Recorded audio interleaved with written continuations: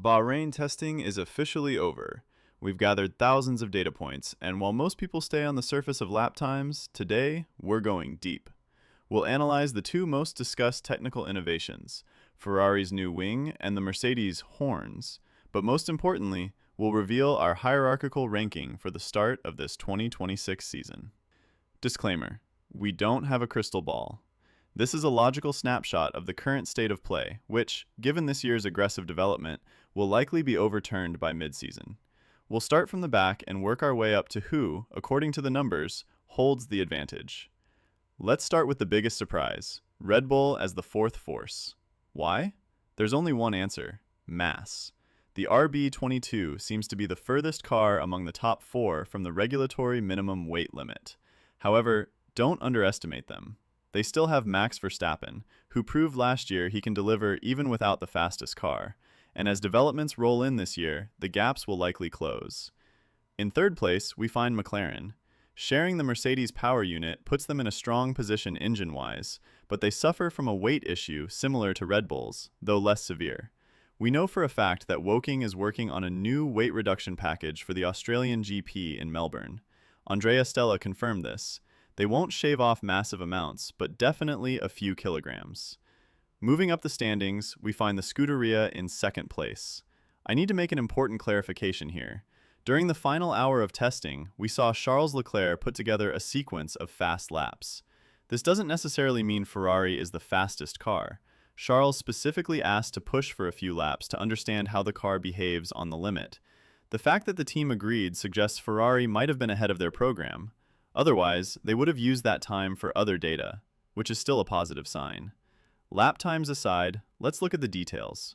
Ferrari brought significant innovations, showing more than the others. First, Ferrari and its customer teams are running a smaller turbo.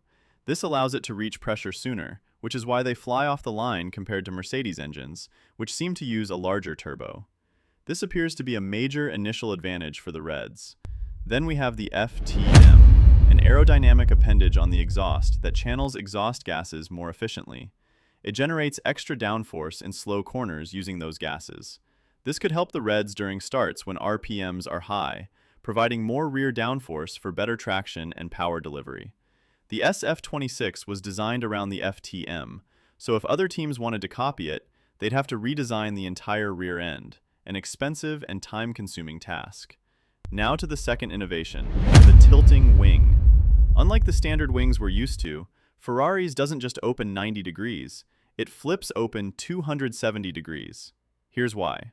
Normal DRS reduces rear downforce because the wing opens when the car is already at high speed and doesn't need as much traction as it does from a standstill. Being less pressed to the ground helps reach a higher top speed. Well, the new Ferrari wing doesn't just reduce the press. It's as if it's trying to lift the rear. It's an aerodynamic stall.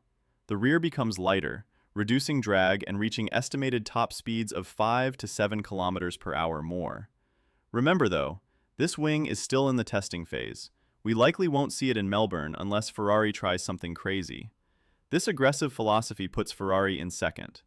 Finally, we reach the favorite, though we believe the gap is actually minimal: Mercedes.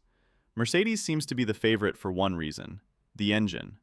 Mercedes is using a motor at the edge of legality, though with the right verification methods, it might actually be illegal. Mercedes uses a dynamic compression ratio.